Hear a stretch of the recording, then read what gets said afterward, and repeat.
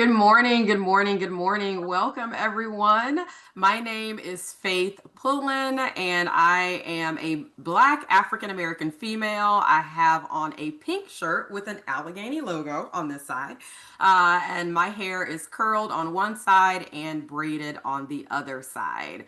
Thank you, everyone who is placing their information in the chat, telling us about yourself and your organization. We are going to go ahead and get started with our webinar. If this is your first time joining Allegany, have a tradition where we like to start with a reflection. So this morning, we will be starting with a reflection that will come up in just one moment. And we'll use this as an opportunity to ground us and to get us centered and to set the tone for today's webinar.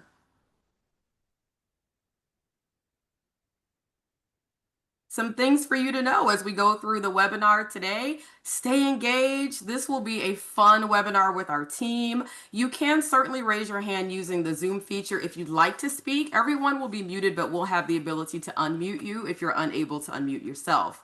Please do utilize the chat function that will allow you to respond to our moderators and our presenters. If you have a question, please do use Q&A. Your questions will not go in the chat. Your questions will go in the Q&A, and you'll probably hear our team say that over and over again until you get sick of it. Please be mindful. We have a lot of folks. I think we had over 100 that signed up for this webinar. So when you are speaking, if you can keep it to a minute or less, and then of course, make sure that you learn something new about Allegany today. And with that, I think CT, maybe we're ready for our reflection. All right, go right ahead.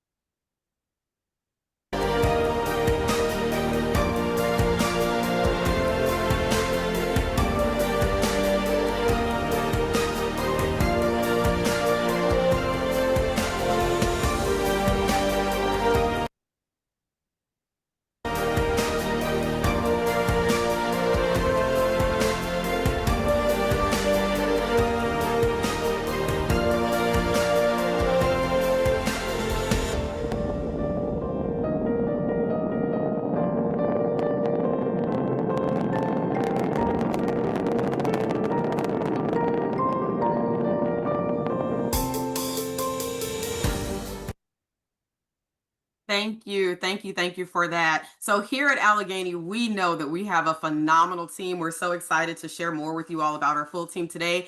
But if I could ask, when you think of a great team, not a good team, not a so-so team, but a great team, what one word comes to your mind? Go ahead and drop those responses in the chat. Again, when you think of a great team, what's one word that comes to your mind? Oh, here go the responses. Communication, unity, trust, change. Yes, change is big. All of these are great accomplishments. Respect, passion, flow, support, no judgment. That's right. No judgment on a great team, right? We listen and we do not judge. Motivation. All right. Initiative. Thank you all. Continue to put your responses in the chat. Thank you so much for allowing me to spend a few minutes before you. And with that, I'm going to head it over to our wonderful, fabulous host, Miss CT Harris. Go ahead, CT. All right. Thank you so much, Faith. That was an amazing reflection. As Faith stated, we love reflections. I think that's something that really fuels the culture of Allegany. And so let me just start by saying, welcome again. I am CT Harris, and this is Allegany Speaks is our talk show style experience. So we wanted to spruce up traditional webinars because we all know we love a good webinar, right? So we wanted to spruce it up a bit. And I'm so glad, or we're so glad that you joined us. And this is going to be a space for us to connect. This space is going to, allow us to feel hopeful about the work that we all do together. So, to kick some things off, what I want to do is I want to ask you all a well, before I do that, let me not get ahead of myself because I'm really excited. Let me go over the flow. So I'll go over today's flow. So we had our opening reflection already. We're going to have about 6 segments, and it's going to be talk show based. So we'll have a moderator that will interview um, some of our team members, or all of our team members, if you will. And we have some special guests today as well. And segment 2 will start with humanity at the core. Segment 3, our roots, our reach. We'll talk about our foundation. Segment 4, the grant mic drop. We'll have the grant directors on. And then segment 5, partner with us. Tell us more about what you think we may need to do to partner with you, or collaborate a little bit more. And segment 6 is going to be the finale. So we have a jam-packed day ready for you. We have about maybe 70, 75 more minutes left. So just to let you guys know, we're going to have some fun. We hope you learn. And there will be an opportunity for you to come off mute, and we'll share that. But again, ask questions in the question and answer and utilize the chat. So to kick things off, I am CT Harris, as Faith eloquently introduced me, and I am the director of the director of communications, connections, and outreach. So I have a really amazing role to draft, to plan these types of webinars, to draft the organization's communications, to work with our brand, to build our brand identity, to enhance it, all things communications, outreach. So if you have any questions, you'll be able to reach me. We will send out a post webinar email. So don't feel like you have to take down a million notes, but we want you to learn something, but we have you covered. You will get a post email. You will receive a post webinar email. So let's kick things off. We're going to start with the soul. So if your mission were a song, what would it be? And I want you to utilize the chat. So type in the chat, if your mission were a song, what would it be? And we have a really cool thing that we're going to do with your responses. So don't hesitate. Everyone feel free, jump in the chat, share with us, if your mission were a song, what would it be?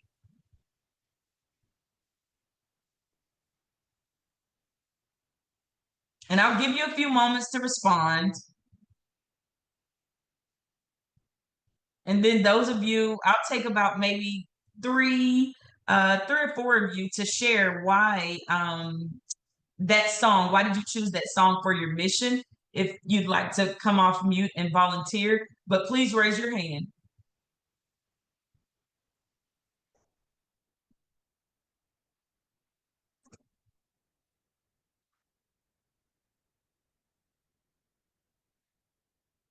All right, we're getting quite a few responses.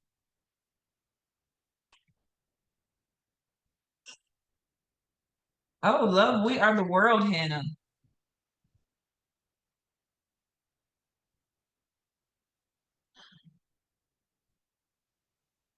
Okay, looks like we have some hand raises. All right. So we're not shy today. I'm loving it. I'm loving this energy. I'm loving this energy, you all. Okay. So I'm gonna go ahead. Stephen, will you select Jamise? Or you can come off mute, Jamise. And please let me know if I'm not pronouncing your name correctly. We listen and we don't judge here. We listen.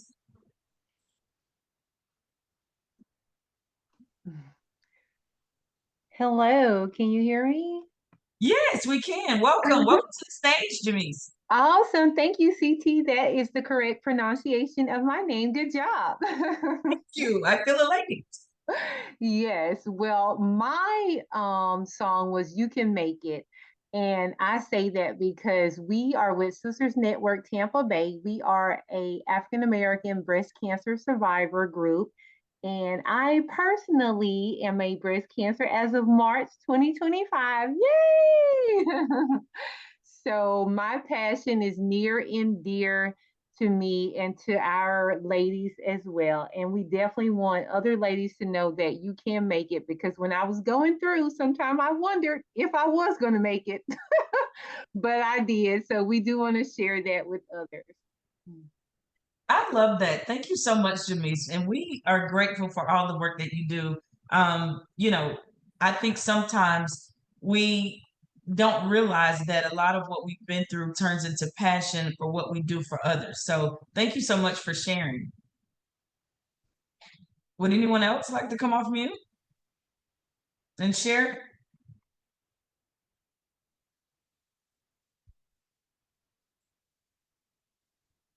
All right. So I'm going to keep it moving. So I'm going to transition us Like, in. it looks like Cheryl, Dr. Holder has her hand up. Oh, Cheryl, come on down. Come on to the stage, Miss Cheryl. Okay, here we go. Am I off mute now? Absolutely, yes. I chose RESPCT because I always see respect as like the top of the iceberg. And I often think climate change is like the iceberg is melting, but at the tip, because to have respect, you have to treat each other equally. You have to understand each other more and communicate and have a serious desire to do what is best for each other, to be able to have respect. And that's how I see what we do, which is educate to prepare folks to protect and for people to do what is right for each other because they respect each other as human beings in this world. I love that, Cheryl. Thank you so much for sharing. Respect does definitely go a long way. And we all, as humans, and a part of why we wanted to host this webinar, because we realized that the work that we do, it is sometimes taxing, but we don't realize that because we work so hard, we are humans and we wanted to be able to show our humanity. So thank you so much, for sharing that, Cheryl, because I believe humanity goes and ties hand in hand with respect, because we have to respect one another. Okay, looks like we have another hand. So I'll take one more hand. Irvin, come on down to the stage. It's the virtual stage, okay? Just my imagination, you all.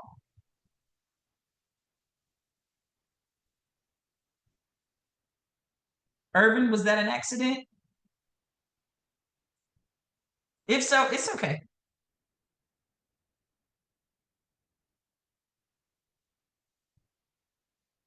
All right. So I'm going to keep it Okay, here I moving. am. Oh, Am I? okay. All right, Irvin. Hi. Irvin Shell with Ife Heritage Center. We're a performing arts center. And just like you came out with, asked everybody about their song. And everybody has a song, and that's why we put forth an effort to have performing arts out in South Hillsborough County, because music is a common language among everyone. Everybody can connect with music. And so, with that common thread, I think we could reach a lot of people and build some bridges. I agree. Thank you so much, Irvin, for sharing. I am a firm believer in, I believe music heals the soul, in my humble opinion. So I totally align with your mission. And Miss Pat, I said one more, but I'll let this I'll let you go and be the last, Miss Pat. If you want to come on up to the stage.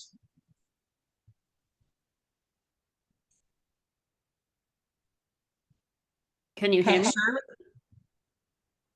So I chose the song Companions on the Journey. It's a favorite theme of mine in life. I feel that life is a journey and that without companions, it would be a very lonely journey.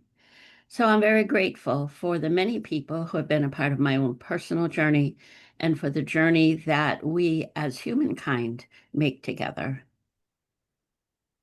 Thank you so much. I agree wholeheartedly. I agree wholeheartedly, Pat.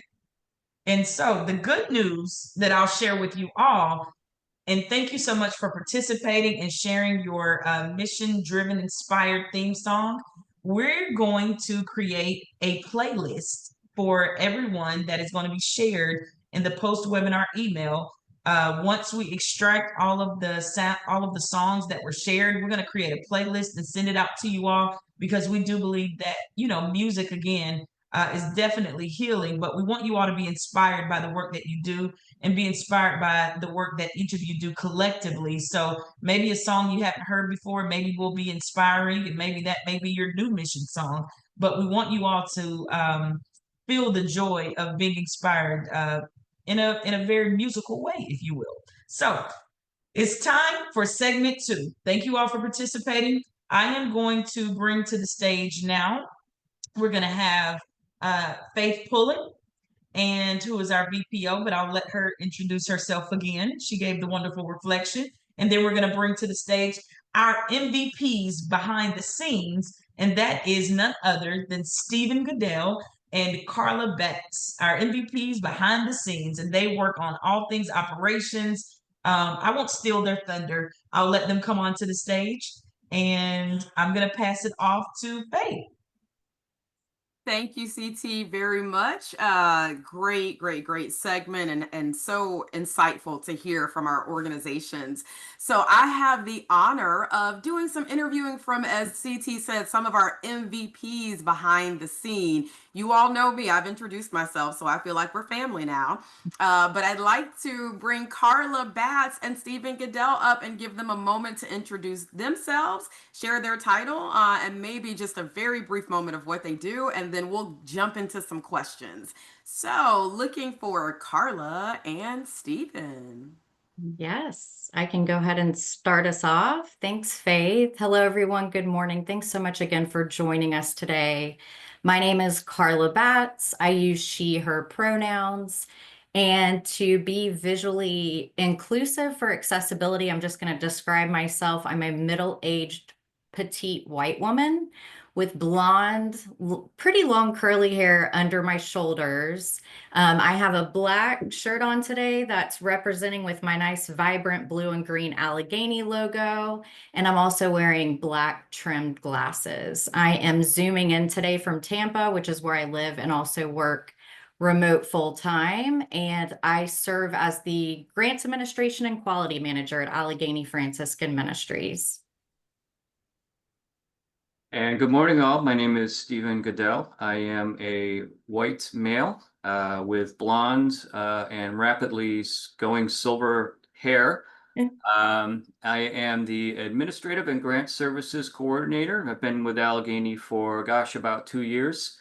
So I do work behind the scenes and I handle our payments every week and office administration as well. Our main office is here in Palm Harbor, Florida.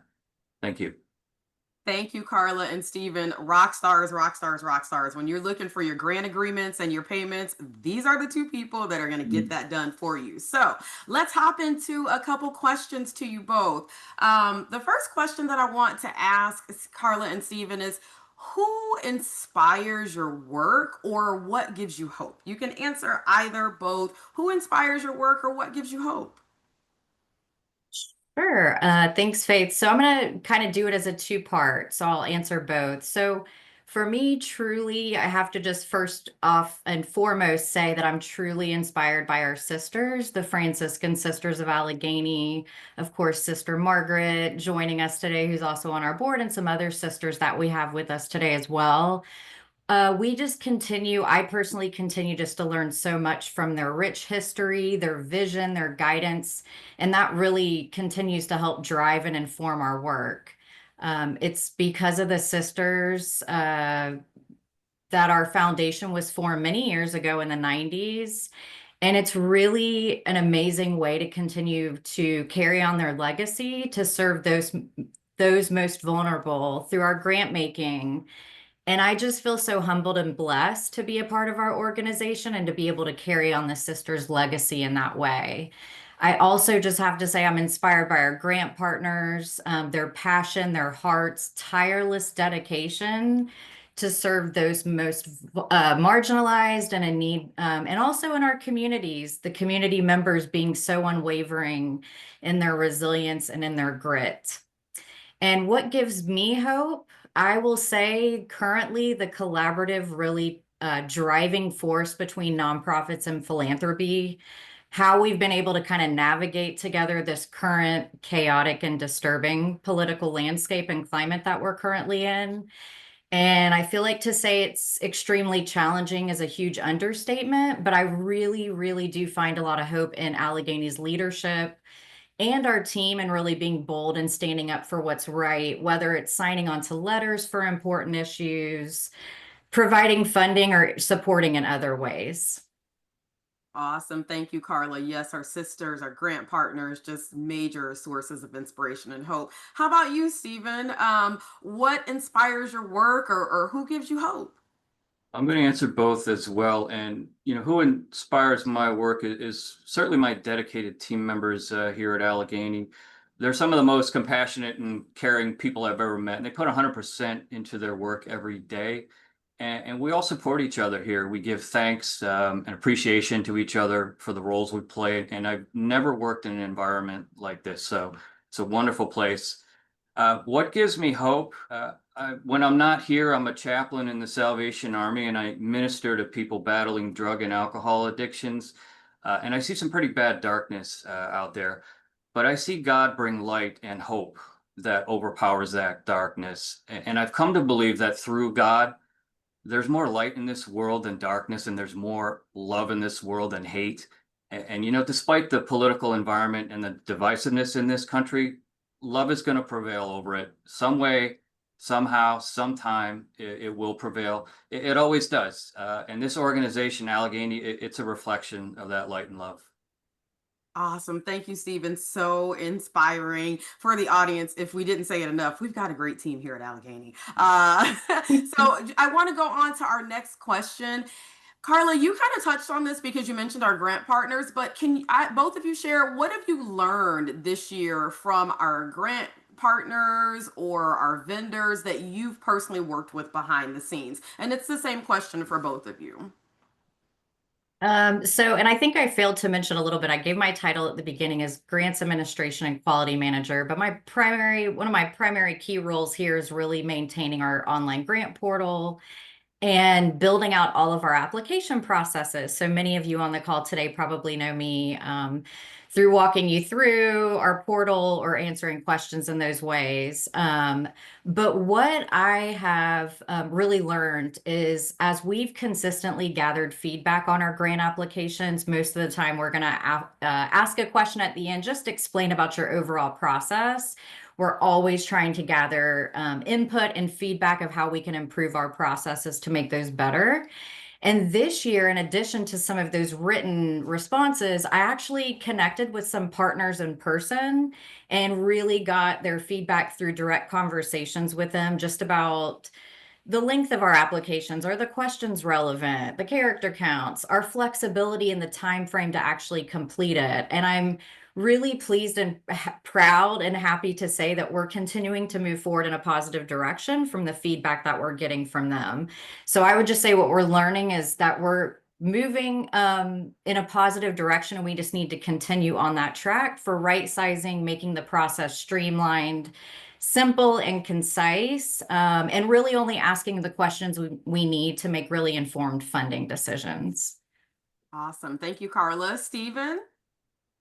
Yeah, with the grant partners, what I've seen on an ongoing basis, there's a lot of love and compassion out there. I've seen organizations, and many of you are on this webinar now, that are dedicated to those who are suffering. And for me, it's very inspirational, and it's a privilege for me to witness that on a regular basis. Awesome. Thank you. And to our live audience that's there, if you're thinking about someone or something that inspires your work, feel free to drop that in the chat. So if you're listening and you're listening to Carla and Stephen and their awesome responses, and you're like, wait a minute, I know who inspires me, and you want to drop that in the chat, we welcome you to do that. I know we're a little bit over on our segment, so I'm going to toss one more quick question out. Stephen and Carla, if you can give a really quick response, and then we'll pass it over to CT. Carla and Stephen, how do you see humanity show up in your work? And I know it's not fair for me to ask you to be brief with that question, but I'm going to do it anyway. How do you see humanity show up in your work? And Stephen, we'll start with you this time. Sure. Well, I mean, for me, Jesus said, love one another as I have loved you. And he said, so in everything, do to others what you would have them do to you. And for me, I lean on these verses every day, and they're part of my core values. And what I do is I work to incorporate them in everything I do every day. Awesome. Thank you, Stephen. Carla, what about you? I just try to show up every day, whether it's interactions internally, but particularly externally with partners, to have a Franciscan spirit in all that I do, whether it's answering questions, helping someone log in, or any other, way that they need help. I just try to be as accommodating and responsive as I can and know how valuable our partner's time is. So really just displaying and continuing to have a Franciscan spirit in all that I do. Awesome. Awesome. Well, thank you both. Thank you for allowing us to spend some time with you to get a peek behind the curtain at what you really do. And thank you for those of you that are dropping some of those inspirations in the chat community, your students, Waves of Culture, people who accept help. And with that, I'm going to turn it back over to our wonderful host, CT Harris. CT, the floor is all yours. All right. Welcome me back to the stage. Thank you so much. That was a spectacular segment, Humanity at the Core, with our operations MVP. So now you know who is getting those payments completed and everything in the background. So now that we've grounded, or shall I say, we're grounded and inspired, we're going to move on to our next conversation, which is, going to be something that is near and dear to our heart. It is our foundation. It is our roots. And we have a very special guest with us who is not a guest, but is definitely a family for us. And it is none other than Sister Margaret McGee and our CEO, Eileen Coogan. And so we're going to welcome them to the stage, and they will be speaking on our roots and our reach. And I know that you all will let me just say, you'll enjoy this segment. I won't ruin it. I'll save the thunder for them. Thank you, CT, and good morning, everyone. I'm Eileen Coogan. I am a white woman with long, straight gray hair and bangs, wearing a teal, kind of a teal green, I guess you'd call it, shirt. I also have my Allegany logo. It doesn't show up as well as Carla's does, but my shirt. I use she, her pronouns, and I am just so happy to be here with all of you. And I hope that our time together, even for those who have known us a really long time, gives a little more insight into who we are at Allegany Franciscan Ministries, and especially why we do, what drives us. So although I'm not the person on our team who has been with Allegany the longest, that honor goes to Aaron Baird, I have been here almost 20 years. And I'm even more filled with joy every day than I was in 2005 when I thought I had landed my dream job. Since then, a lot has changed in our world, and Allegany has changed and evolved as well. To back up a little bit, Allegany Franciscan Ministries grew out of the healthcare ministries of the Franciscan Sisters of Allegany, New York. The sisters came to Florida in 1927 to serve and administer hospitals, first in Miami, and then in rapid succession, St. Pete, Tampa, and West Palm Beach. In the late 1990s, the sisters used assets from their Florida healthcare partnerships and created the Allegany Franciscan Foundations. There were, I think, 6 foundations that started, or 6 organizations that started. We began immediately to make grants, and now we've awarded more than $131 million in grants to nearly 1,900 organizations. CT, if you could move on and share the mission slide, please. Since 2013, we have been a member of Trinity Health, one of the largest Catholic health systems in the United States. And since our founding, the actual words of our mission, vision, and core values have changed a few times, but their essence has not. We have always focused on relationships and community, and always committed to prioritizing the needs, voices, and leadership of those most impacted by systemic oppression. And we are deeply rooted in the tradition and vision of the Franciscan Sisters of Allegany, New York. So I'm thrilled to be joined today by Sister Margaret McGee, who is Congregational Minister of the Franciscan Sisters of Allegany, New York. Sister Margaret is also an active member of our board of directors. Good morning, Margaret. Good morning, Eileen, and good morning to everyone who's on this webinar this morning. I am a white woman. I want to say saged instead of aged. I'm a Catholic sister, and short hair, and I'm wearing glasses. I have a white blouse on, and our congregational pin, our congregational logo. And I'm zooming in from Allegany, New York, which is in Western New York State. And just grateful to be here. I love the topic of the segment, our roots and our reach. Thank you, Margaret. So we were founded in 1998, about 70 years after the sisters first came to Florida, and nearly 130 years after the congregation was formed in Western New York State. What did the forming of Allegany Franciscan Ministries mean to the congregation then, and what does it mean now? For me, the formation of AFM, or Allegany Franciscan Ministries, was all about hope and creating a vision for future mission that would carry forward way beyond the congregation. Our ministry really has been education and missionary work and healthcare.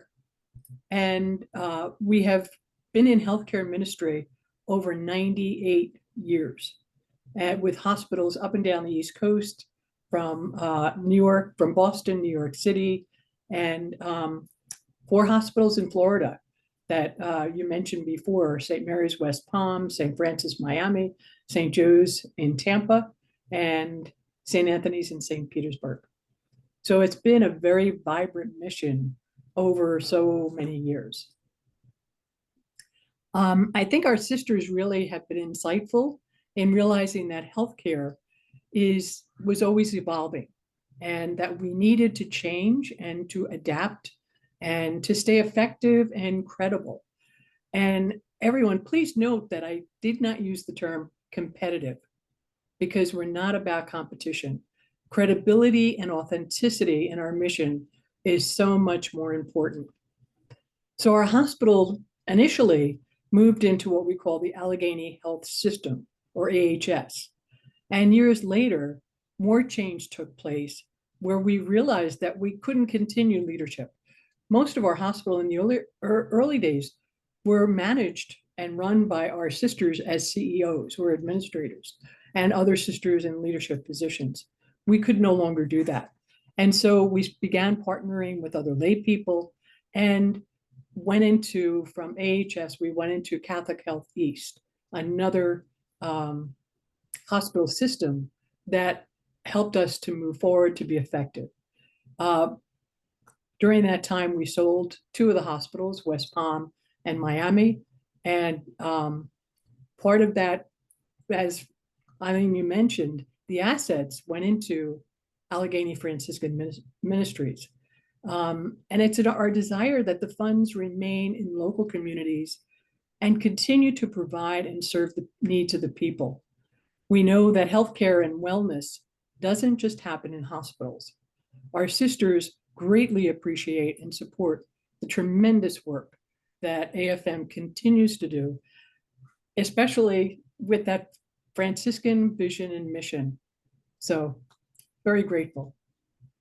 Thank you so much, Margaret. We often say, at least to ourselves, now I'm saying it to everybody, that when we're trying to make decisions, we will sometimes say to ourselves, what would the sisters do? And we really look to you and the congregation and the history of your work and vision to guide our work. When you think about those Franciscan values that are really at the heart of our ministries, what do they mean to you personally? And how do you think Allegany Franciscan Ministries lives out those values? Initially, what comes to mind for me is the whole sense of sacredness and the dignity of every human person. We need to reverence not only all people, but all creation. And that's what I see in the work of AFM. We need to be reflections of God's love and the divine love that's within each of us and in every person that we encounter. We also need to work on creating situations and opportunities for healing and for goodness and compassion for all people. This is what justice and God's justice is all about. Thank you so much. I we could spend the whole rest of the webinar talking, and I'd love to hear, and I think our guests would guests would love to hear more in some of the stories of from the Franciscan Sisters of Allegheny. Maybe we can schedule something just for that, actually. But I'd like to carry on because we have a lot of other folks to hear from in our talk show today. So thank you so much for joining us. I know you're going to stay on, and if people have questions at the end, they can certainly direct them to you or put them in the Q&A. But let me turn it back to CT now. Thank you. Thank you so much, Adeline, and thank you so much, Sister Margaret. You both are always dynamic speakers and just talking about the passion. And I hope that all of our audience members will totally resonate with the fact that this is the work that we do is really a passion-driven work. And we're so grateful for our roots, and we're grateful for the leadership, Eileen's leadership, and just the guiding light that we have now. So thank you so much. And now we're going to transition into another amazing segment, which is going to be our don't drop the mic. This is a grant mic drop. So I'm going to call to the stage our grant directors, Erin, Brittany, and Deidre. If you'll come to the stage. I'm here. We're walking up. All right.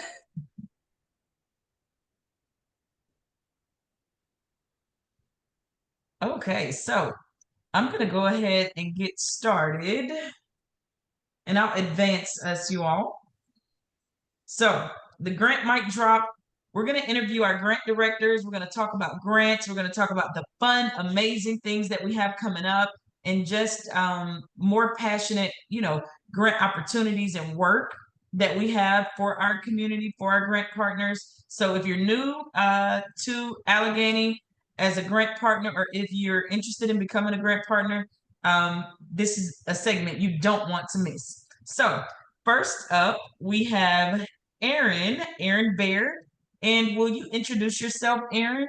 Share your name and your role, and then we'll get and kickstart, if you will, your segment. Sure. Hi, good morning, everyone. My name is Erin Baird. I'm the Director of Grants at Allegany Franciscan Ministries, and I manage our mission-inspired grants. I am I'll dare to say, middle-aged white woman with light brown hair, shoulder-length hair. Today, I'm wearing glasses for reading, which is becoming more increasingly important, and I use the pronoun she, her. All right. So now here's the question I think we've all been waiting for, right? So the purpose of your grant program. So in a nutshell, what are your grant programs all about? And I know you manage, let's just say 2 dynamic, or 3. We'll let you share. I won't steal the thunder, but let us know, in a nutshell, what is the grant program all about, and what are your grant programs that you manage or you direct? Sure, I'd be happy to. Today, I'm going to talk about ACOR and TAO. First, I'll start with ACOR. ACOR stands for Alleghany Community Outreach, and it's our longest running grant program. It actually predates the existence of Alleghany Franciscan Ministries. And it's really designed to support and honor our original sponsors, the Franciscan Sisters of Alleghany, and our current sponsors, Trinity Health.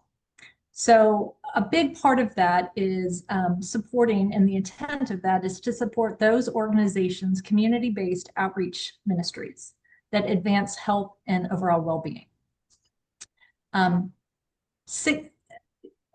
Key to that is the connection with the sister, the eligibility piece, which I think is a later question, so I might not touch on that now, but just know that it's based in those 2 organizations, the congregation and Trinity Health.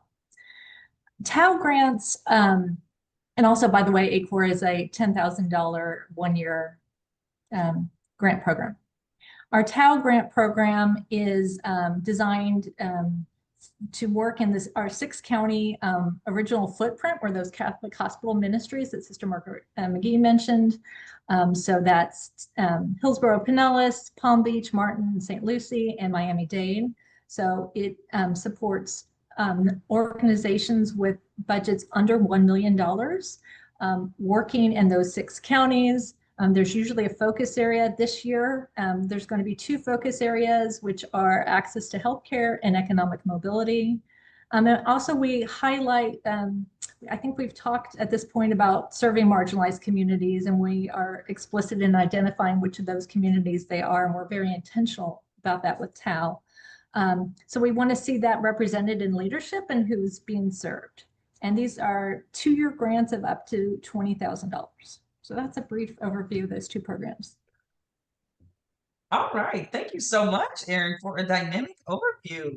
All right. So my next question for you, Erin, is going to be, now, what kinds of organizations or projects tend to align best with the grants that you discussed? And what are the most important eligibility requirements people need to know? So I'll repeat the first question because I know we're live and I didn't give any advanced questions, right? Okay. So what kinds of organizations or projects tend to align best with this grant or with, ACOR and TAL, if you will? So, yeah. So for ACOR, that question is tied to the eligibility one because it's not really a specific focus area for ACOR because the focus area is pretty broad.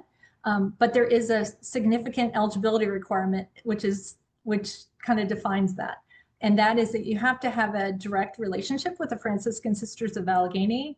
Their one of their associates, which is a lay ministry program of the congregation, or Trinity Health, a member of Trinity Health. So we are, Allegany Franciscan Ministries is a member of Trinity Health. They have community-based ministries, like a mobile medical clinic is an example of one, that one of Trinity Health's facilities may have a nonprofit related with that. So those are the key organizations that can apply for ACOR. We do have some in the Tampa Bay area, probably not as many, if at all, maybe in Miami-Dade and Palm Beach anymore. But ACOR is really unique that it's wherever the sisters are. And so they are overseas in Jamaica, Brazil, Bolivia, and Mozambique, in addition to being in our traditional 6-county footprint, as well as up in the Northeast. So it's really an exciting, unusual program. But that's the connection, and having that affiliation is probably the most important, and they're the best candidates because wherever the sisters are at Trinity Health, that work is usually aligned with the overall focus of health and overall well-being. Now for TAL, that one's different. We have a lot of interest in that. So we have to narrow it down. Our guiding principle is from our healthcare ministry. So we've looked at access to healthcare traditionally, and then some of the social determinants. So that's where the economic mobility comes in. So I would say those 2, your organization should, successful candidates for those programs will be working in one of those 2 areas. There's several other eligibility. I just point out 1 or 2 more, like, you need to be under $1 million. You need to be in those 6 counties. And then you need to have representation from the marginalized groups that we've mentioned. So. Okay, thank you so much for sharing, Erin. Now, this is one of my, I'll say, it's one of my favorite questions that we've curated for our audience for you to respond to. And you have been with Allegany for 25 years, right? This is my 25th Yes. year. Yeah. Yes, she started when she was like 4, guys. Okay, so listen, I mean, I will tell you, Erin is an amazing superstar, and she's always helpful. And to be with an organization for 25 years, you have to have passion. Like, you just don't wake up and think about a job. You think about a career. You think about changing people's lives. So, Erin, I want to know what excites you the most about leading these programs, like, on a personal level, because a part of what we learned in our last segment with Eileen and Sister Margaret, I don't ever call her Sister Margaret McGee, but Sister Margaret, was credibility and authenticity and just the compassion and the justice and what God's justice is about. And so when you think about what you do on a personal level, what has awakened you for 25 years, What excites you most about leading these programs?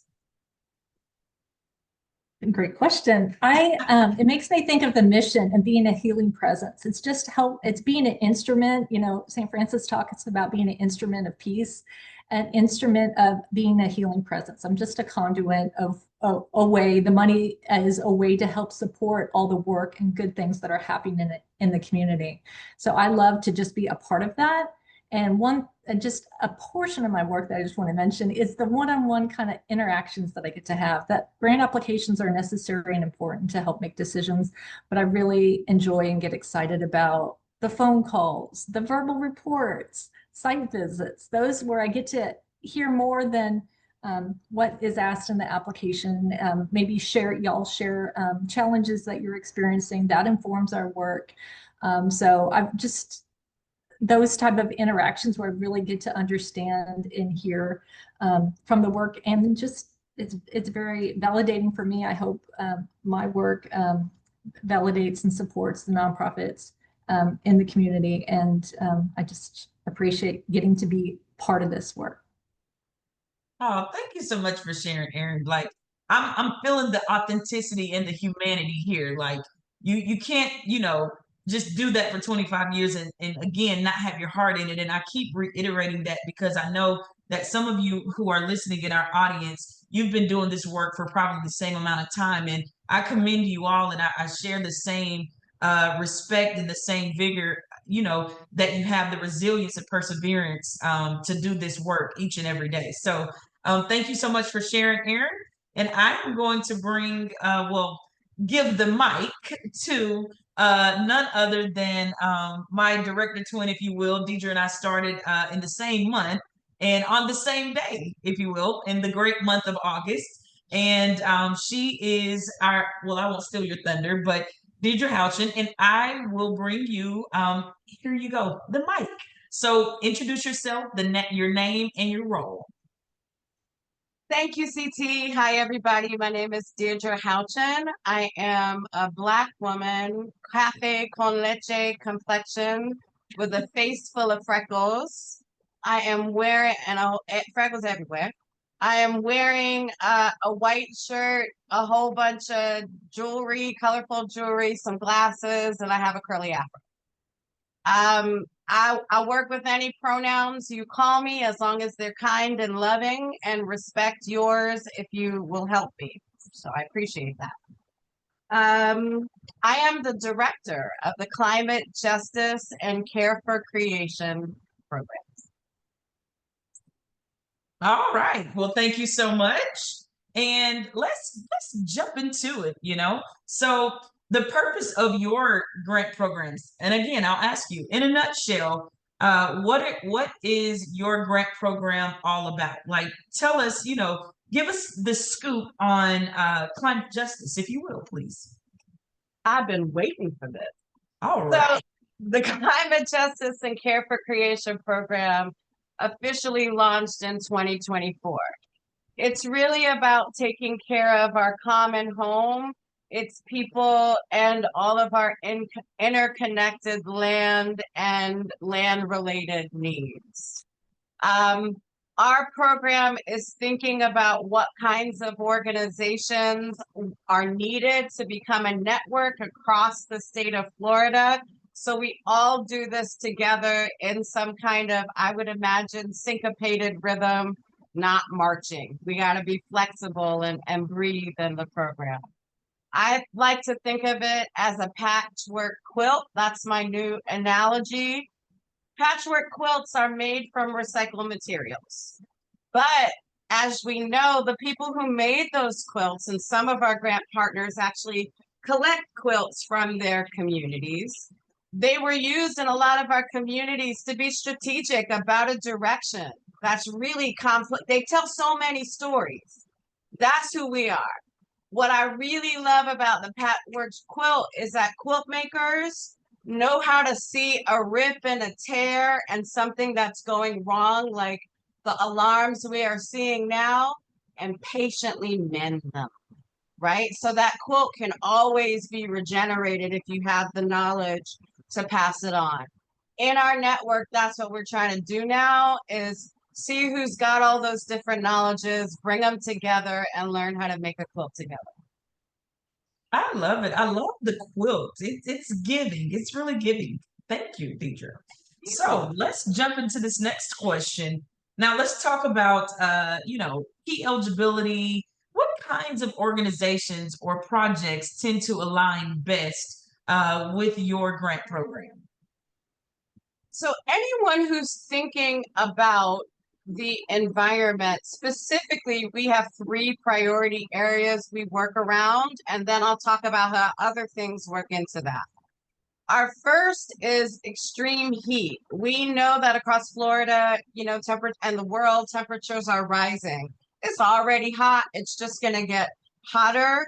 That's also causing other natural disasters to increase. So we're concerned about educating our communities, etc., about that, but also changing policies for outdoor workers, communities related to extreme heat. So we've got a gamut of projects related to that. The second is climate gentrification and housing. Affordable housing is already a big issue. It's a big issue, particularly for us, because we're thinking about all the migrations that are happening and have happened here. We've got a number of communities who've come from other places because of the climate issues, and pressures are mounting now in particular communities that have already been, I like this language of strategically underserved for a long time. So we want to ensure that we think about how gentrification, because of the climate, is affecting all of our communities, particularly those who faced it for a long time. The third is coalition building. We really know that you can't do anything alone. We're all stronger together. And not only are we stronger together, but something amazing happens and makes what we have more, like Jesus and the fishes and the loaves. So when we come together, we believe in coalition building. So we are funding people who are interested in coalition building or who are already doing it and want to extend that across the state. And we do that at like different, maybe you're working with youth or adults. Maybe you're working on a particular issue. So there's so many intersections around those 3 topics. The other thing I want to say finally is that you might not be working on those 3 issues. You might be working on rivers or land or something, but you might be able to tell us how it's connected to those 3 issues. We also believe in the care of creation work. So we're looking at more proposals that meet that intersection, but we prioritize proposals and folks and partners who are working, who are from marginalized communities, BIPOC, people of color, thinking about Indigenous in all those ways. And we want to make sure that there's a justice angle to the proposal. I love it. And I love the in-depth passion and the explanations. Thank you so much, Deidre. And, let me just ask really quick. What are the most important eligibility requirements? I know you kind of hit on some of it, but, will you briefly share really quick before we get into our next question? What are the most important eligibility requirements people may need to know? Well, this is what I want you to know right now. We have an opportunity that is coming up that will open on August 25th for new partners. So you have to be somebody who has not gotten funding from climate justice and care for creation. You have to have this kind of project that I just mentioned in line, in mind, and be a nonprofit. And that's all over the state. It's statewide. So if you fit those criteria statewide, we at Allegany have some other baseline criteria that you'll see on our grants page, but that's basically it. I will be hosting a webinar about that on August 25th. That is after the opening of the application. All you need to do is go to the grant page on August 25th. Excuse me. Yes, on August 25th, August 11th, and the grant will be open. If you want more information about that, type CJCC in the Q&A or chat, and I'll get that to you in advance. So those are our eligibility guidelines, and I'm super excited about it. Thank you so much. And I saw your passion because, I mean, listen, August is my favorite month anyway, but I saw your passion. You were ready, like, let's go. So, last question, Deidre, because we know you may not have been with Allegheny as long, but I know that you've been working in this industry, you've been working in this work, doing this work, and you have the passion, and you've had the passion, and you've been working in this area and arena for decades. So, because you started when you were 3 as well. So, what excites you most about leading this program? I'm going to be honest, it is the opportunity to party. So in our communities, in a lot of indigenous and traditional communities, my family is from Jamaica. After you do the building, there's a yearly harvest festival. That's what I'm looking forward to, is as we build all of these land-based, climate-based projects, what our communities are used to is celebrating and play and the sacredness and the values associated with doing the work. I'm looking forward to creating a warm space where we can do that. For our current partners, we're going to be having a meeting in the fall where I'll meet everybody in person. We'll all meet each other, and that'll be our first time working and playing and eating and dancing, hopefully together. So all of the whole well-rounded thing is why I do the work I do. I love it. Thank you so much for sharing, Deidre. I hope I'm invited to this, thing you're discussing with us. I hope I'm invited. All right. So to bring us home, I'm going to give the mic or drop the mic in none other than Brittany Frazier. I'm going to share with you all that Brittany is another grant director MVP as well. And I will allow you to introduce yourself, Brittany, and share your role. And then we'll jump into this segment and we'll conclude with our grant Drop the Mic. Awesome. Thank you, CT. Good afternoon. It is 12 o'clock. Good afternoon, everyone. My name is Brittany Frazier. I serve in the role as the Director of Leadership, DEI, and Capacity Building.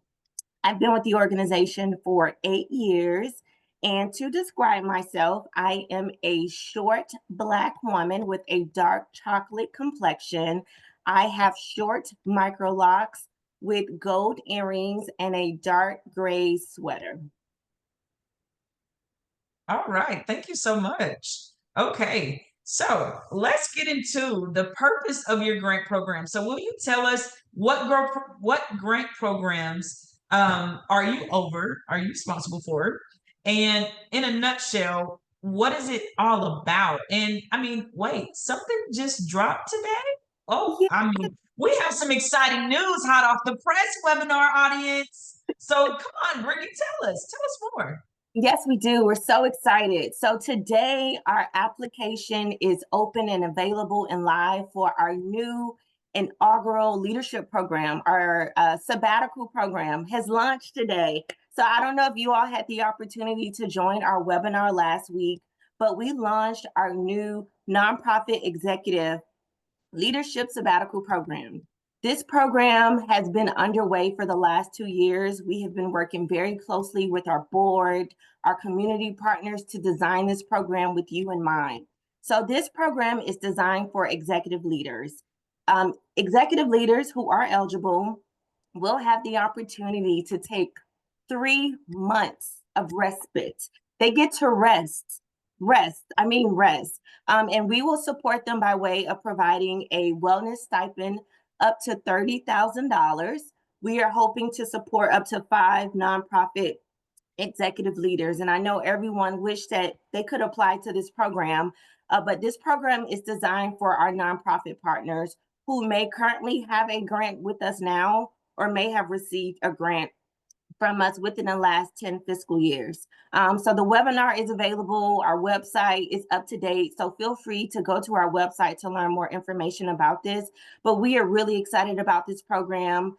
I'm happy to share that we are one of the first in the state of Florida to offer such an amazing program like this. So if you are an executive leader, you've been serving in your role for at least 5 years, and you are ready to take a 3-month sabbatical, please call me. I would love to talk with you and to share more information about this amazing new program.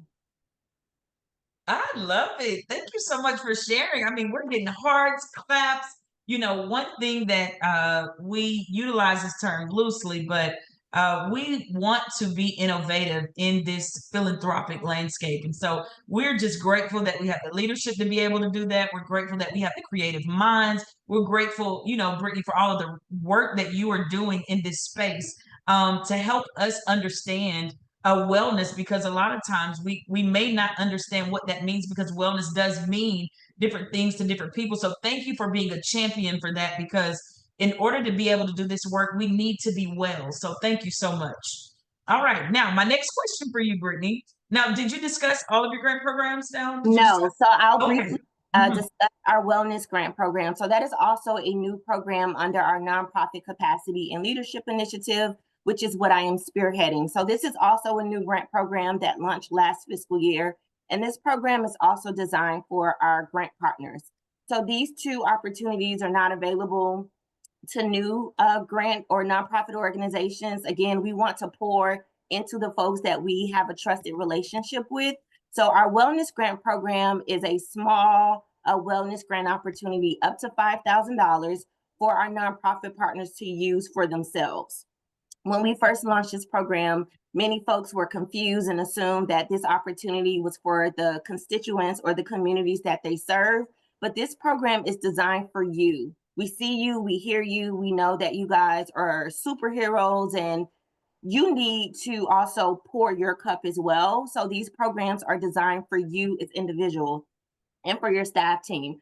So if you have received a grant from Allegany within the last 5 years, then you are eligible for a wellness grant. Some of the ways our previous partners have utilized this fund is for staff retreats. They have also administer individual stipends for their staff team to use for different wellness opportunities, whether they wanted to pay for a gym membership or to pay for medications that they could not afford, or just to go visit the doctor. These are different ways you can utilize this particular funding opportunity. Our application will be available in the spring of 2026. So as of now, there is only one cycle per fiscal year. So if you have not received funding this last fiscal year, then you should be eligible, of course, if you are a former grant partner, to receive a wellness grant. Again, up to $5,000. If you have any questions, feel free to reach out to me. Thank you so much, Brittany. So I don't even have to ask you my second question, which is, you know, what kinds of organization projects, you know, or who tends to align best with that grant, and what are the eligibility requirements? I think you did a great job expounding and explaining that. So for the sake of time, I want to ask you, because I know you've been doing this work for 8 years with Allegany. I know that you've had the passion and purpose beyond those 8 years. So, on a personal level, because we want to ensure we're giving that humanity here, tell me, what excites you most about leading this program? Because you do this work and you are consistently coming up with innovative ways and ideas. And all the grant directors, you all do a really great job of just honing in and tapping into what you're listening and what you're researching and what is out there in the market for a particular grant, or just what our grant partners may be needing, because you're very responsive to the feedback. So on a personal level, what excites you most about leading this program? Thank you. I'm excited that these programs are designed for the people that are doing the work. Typically, a lot of foundations and a lot of our grant programs are designed to make sure that your operations are sustainable and that your community have the resources that they needed. But rarely do you see resources available for the people that are actually doing the work. So I'm really excited that we get to pour into the individuals that are doing the work, and we are human-centered as a foundation. So I'm excited that there is an opportunity for, again, for you to fill your cup as a nonprofit leader, and to take a break or to take a step back to just recharge and to reignite before you go back out and do the amazing work that you do. So again, we see you, we hear you, and we are marching alongside you to make sure that you have all that you need to continue to do the work. Oh, I love it. Thank you so much, Brittany, for sharing, because when you think about carrying the load, you're thinking about the load carriers. And when we think about laying our burdens down, thank you for creating more spaces for those doing the work to lay those burdens down and be able to be well. Thank you. Well, that concludes our grant a mic segment. And thank you so much to Aaron, Deidre, and Brittany for a phenomenal segment. And I am going to transition into segment 5. And this, I'm going to transition very quickly, because I want to ensure that there is some time for question and answers, because we will end promptly at 12:30. We want to be good stewards of your time and ours. And so that is a part of who we are. Yes, being good stewards. So instead of you answering this question and putting it in the chat, as the communications, connections, and outreach director, I am going to share my email in the chat, and I'll share the questions. So what we wanted to know is, how can we better walk alongside you in your mission? And what is the one thing we can start, stop, or continue to strengthen our partnership? So I am going to place those questions in the chat, and I put my email in there so that you all can email me your responses for the sake of time, because I really think that it is important to ensure that you are able to ask questions. And so we're going to move on. That will conclude segment 5. And we're going to move on to segment 6 for the sake of time. And segment 6, I will be bringing our phenomenal VPO, who I think probably needs her own show because she's really great at this. And we're going to bring her back to the stage. We're going to give her the mic. And what I would like to do is share the mic. Well, give her the mic and let you all enter into this segment. So thank you again, grant directors. Thank you. Faith, come on back to the stage. Thank you, CT, and thank you for letting me know that I have now a second, third, fourth, fifth career after I finished culinary school. But I just want to say our grants directors are absolutely phenomenal. I know the work, but listening to them is just so inspiring. And the work that we do, you all are in the chat just sharing some similar feelings about that. This is our segment for Q&A. So we have a couple of different options for you for Q&A. If you have not already and you want to drop a question in the Q&A, you can. We'll take a look there. If you would like to ask a question, feel free to raise your hand and someone will unmute you. We will use this time to answer questions, programmatic questions. So if you have a question that's specific to your agency, we will most likely defer to the director to reach out to you directly for that. But if you have a general question about any of the grants programs that have been covered or anything with Allegany, now is an opportunity for you to ask us questions. I did take a peek in the chat in the QA section a little while ago, and our CEO, Eileen, was feverishly answering questions for everyone. So thank you, Eileen, for that, because we do everything, right? So she's working in the background to answer those questions. One of those was regarding the ACOR grant. What are the available funds per grant for ACOR? ACOR grants are up to 10,000. TAL are up to 20,000. So for those that had a question about that, that question was answered in the chat. Eileen says, hopefully she got that correct. Eileen, I'm sure you did. If you have any other questions, again, do please put them in the chat, or you are welcome to, put them in the Q&A. So if you have a question, drop that in the Q&A and we will go there. And if you would like to raise your hand, someone will unmute you and you are welcome to ask your question to the team. And I do see, Aaron, your hand is up. So Aaron, you're a panelist. Go ahead, unmute yourself and share. Thank you, Faith. I just wanted to mention that all this information is on the website. We feverishly tried to get everything updated before this webinar. So the dates, people asked about that last slide, and it has the webinar dates and the deadlines. That'll be shared out in a follow-up email, but you can also see all this information on our website under each grant programs page. So just wanted to share that. Awesome. Thank you so much, Erin, for that reminder. And I believe someone put the website in the chat also. So if you're in there and you're scrolling, you can see that there.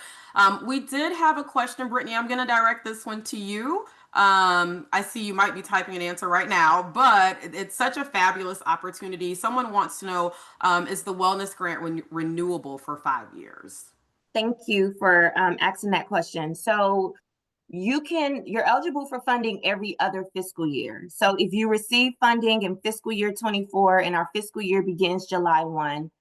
So if you receive funding July 1, 2024 to June 30th, 2025, then you're not eligible for this fiscal year, but you are more than welcome to reapply every other year for the wellness grant opportunity. Thank you, Brittany. Okay, here's another question from a newcomer. If our organization meets the requirements, what is the timeline for knowing if you are awarded a grant? And I know that varies by program, but I'll turn that over to the grants directors or Carla or anyone who wants to tackle that question. And I'll read it again. This is from a newcomer that wants to know if their organization meets the requirements, what is the timeline for knowing if they are awarded a grant?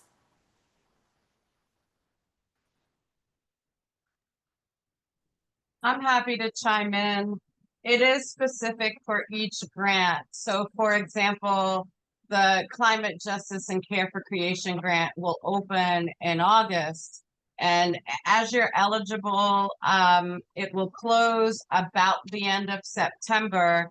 And then in October, early October, we'll let everyone know who was awarded and welcome them on to the new grant season. Each program has those deadlines, and that information of when you'll know is usually with the grant announcement on the webpage. Does anyone else want to chime in before we go on to another question? I can add to that if I might, Faith. What I want to say about it is that we work really hard to keep as tight a time frame as we can, so that you're not applying for a grant and a year later we make a decision.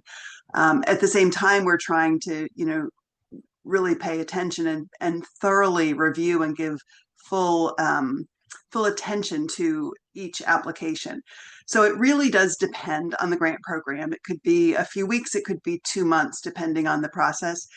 On the website, on the grants pages on the website, for every grant opportunity, there will be a timeline that provides you all of those details, so that for whichever one you're interested in, it will let you know when the grant application is available, when it closes, when the deadline is, and then when we'll let you know, and then when the funds are available after that point. So. Thank you, Eileen. Sure. All right, we have a question that came in through the chat. Thank you, Stephen, for fielding this one. Erin, this one's going to go to you. When will the TAL grant open? And is there a budget cap to apply? Yes, I was starting to type. Wait, can you hear me now? Yes, we can hear you. Okay, just got a little notice. Yes, so the application opens Monday morning. I don't know how early. Carly is usually really good about it, but I hate to make her get up that early to open it super early in the morning. But it will open Monday morning, which is early. We're trying to spread out some of these grant programs across. So this fall cycle, if you will, is a little bit earlier this year. So open Monday. As far as the budget, yes, it has to be under $1 million to apply for TAL. We're really focusing on smaller nonprofits. Awesome. Thank you, Erin. And we do have some questions in the chat, but I see a hand raised from Joanne Paradin. And my apologies, Joanne, if I'm pronouncing your name wrong, but we're going to go ahead and unmute you. If you'd like to ask your question to the team, you should be unmuted. Thanks, Faith. And you pronounced the name correctly. Hi, everyone. I'm joining from the Clio Institute. And my question is for the funding opportunities where only new applicants qualify for. If they are interested, if those applicants are interested in partnering with a current grantee of Allegany, would that disqualify their application, or would that meet their eligibility? it would absolutely meet their eligibility. Not only that, but we heart that and really invite collaborative projects like that. That's a great way to meet new partners. Thank you for asking, Joanne. Dr. Pettibone. Thank you. Thank you, Deidre. We do have a couple of questions here. So the next one, Brittany, this one's for you. For wellness, are we eligible if we are not currently a wellness grant partner, but we are an ACOR grant partner? Yes, so the wellness grant program is designed for all of our grant partners. So as we mentioned, the ACOR, St. Clair, Climate Justice, if you have received any of those grants within the last 5 fiscal years, then you are eligible for our wellness grant program. Awesome. Thank you, Brittany. We have a question related to TAO and ACOR. So Aaron, this one's for you. If you were fortunate enough to receive a TAO grant in 2024, can you apply for an ACOR grant in 2025? Yes, this year. Make sure I'm correct, Carla. Yes. So last year is the first year we started with a 2-year grant term. So the 2024s should have been a 1-year grant term. So those should be ending. You need to be complete with your report. You need to have spent the money, and the grant needs to be closed out. But they should be able to apply this year if you did not get a grant. Yeah, I mean, so yes, we removed there was an eligibility last year that you couldn't apply within a certain time frame. Now that the 2 years has kicked in, it kind of takes that out. But yes, the 24 folks should be able to apply again. Awesome. Thank you, Aaron. We'll give a couple moments. I don't see any additional questions in the chat. Yes, I do. I guess someone was typing. How about that? Regarding climate justice, Deidre, this one's for you. What is the maximum amount of funding that's available? It depends on the opportunity. Thank you. We anticipated this one making the highest amount we would offer is 100,000. There are likely going to be smaller pots for smaller awards for new partners will be our median in this opportunity. So that's what we're proposing, and all that information will be up on our webpage as of August 1st. You'll see the parameters. Thank you, Deidre. Folks are going to be waiting for August the 1st to just roll around. All right. Any additional questions for the chat? If there's anyone who would like to raise your hand, we're happy to unmute you. If you'd like to ask our team live, we are more than happy to give you an opportunity for that. We have a few more moments before we conclude the webinar.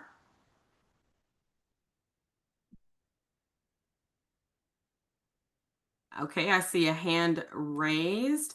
Jamise, Jamise, you should be able to speak to the team now. You are unmuted. Go right ahead with your question. Hi, thanks. Yes, being the newbie, just wondering for our breast cancer nonprofit support group, we are fully grant and donated, funds funded. So just wondering, as far as applying for the grant, what documentation do you guys require? I am like the secretary as of 2 months ago, so I've been like given all this information. So I'm just trying to learn like everything, that I can to help our little group. Yes, you've got a heavy lift, Jamise. I'm not sure who would like to tackle that question, but I will certainly open it to the team. Carla, Aaron. Carla. How about Carla? Carla. Sure, I can hopefully answer that question. I mean, and Jamise, hopefully I'm understanding the question correctly. I mean, I think for each of our different grant opportunities that the grant staff leads have gone over today, questions are obviously going to vary, and there might be different type of documentation for each one that you need to provide as part of the application. But overall, you need to have a current 501c3 nonprofit status using your tax ID number. An account is created in our grant portal. We basically run a tool that's called Charity Check to verify that you are still in good standing with your 501c3 tax exempt status. And then really, once your account's set up and you enter your information and the primary contact for the organization, it's pretty simple and brief. And then you can move forward and access our apply page and go forward from there. To consider what you want to apply for, you just click an apply button where the grant opportunity name is. It's pretty clear and distinguishable now on our new apply page that we just launched on July 1. So it should be pretty clear cut, but I think we're going to be providing maybe CT my contact information as well at the end. So Jamise, if there's ever any information or questions around the portal, you can certainly feel free to reach out to me. Awesome. And Eileen, I see your hand up. Please do share. If I could, please. Thank you very much. Great question, Jamise, and welcome. We're happy to have newbies join us and learn about us. What I want to share here is that we work really hard to right size our grant applications and even our reporting, so that this is one of our smaller grants, we try to ask for you to have to jump through fewer hoops in order to apply. If it's a much bigger grant, we might ask for more. We also practice trust-based philanthropy. So we really do trust that y'all know what you're doing and you know how to do it best. And we are really just here to support that and to make it as easy as possible for you so that the grant process is not adding additional burden to your work. So hopefully, as you see when you look at the actual applications, you'll see that it's as simple as we can make it and still get some information so we can make decisions. I hope that helps.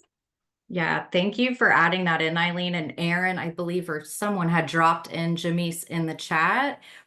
For transparency, we do on our different individual grant program pages, we'll provide a sample application.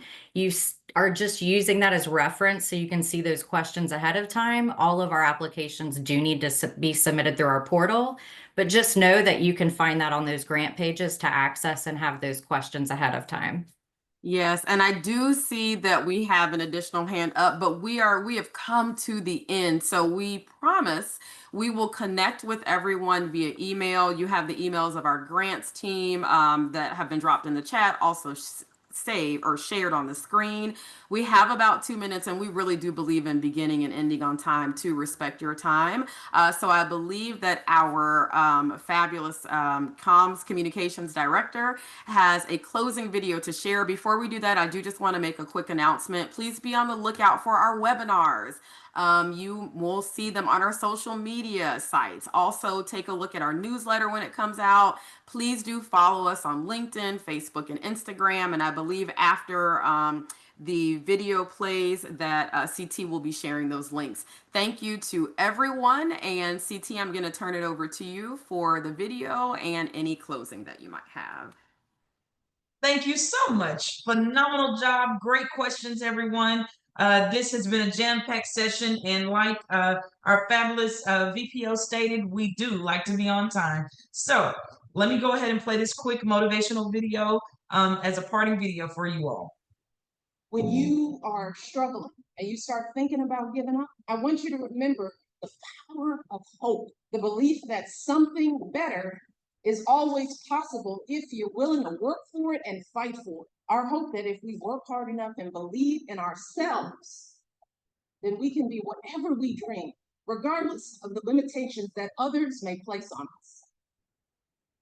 All right. So I wanted to, Faith and I wanted to ensure that when we closed out that we had a phenomenal video to inspire you all, because we understand that it takes hope, it takes courage, and it takes faith to do what we do in the community and to have the passion for what we do. And it took that same courage, hope, determination, and resilience that our sisters who started Allegany Franciscan Ministries had to have during a time where there were not a lot of liberties at that time. So we want you all to know that we are committed to doing this work. We are grateful that you stayed on to the end of this webinar. Again, let's connect. Allegany Insider. If you go to our website, you can subscribe to our newsletter. Follow us on Instagram, on LinkedIn, and Facebook.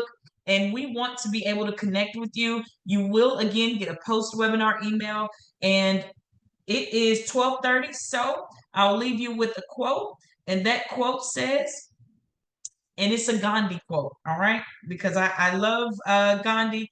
And for the sake of time, I'm going to hurry up and say it. Be the change that you wish to see in the world. Don't stop. Don't give up. Keep being amazing. And until next time, Allegany Speaks, and the team, we're logging off. Thank you so much. Bye, everyone.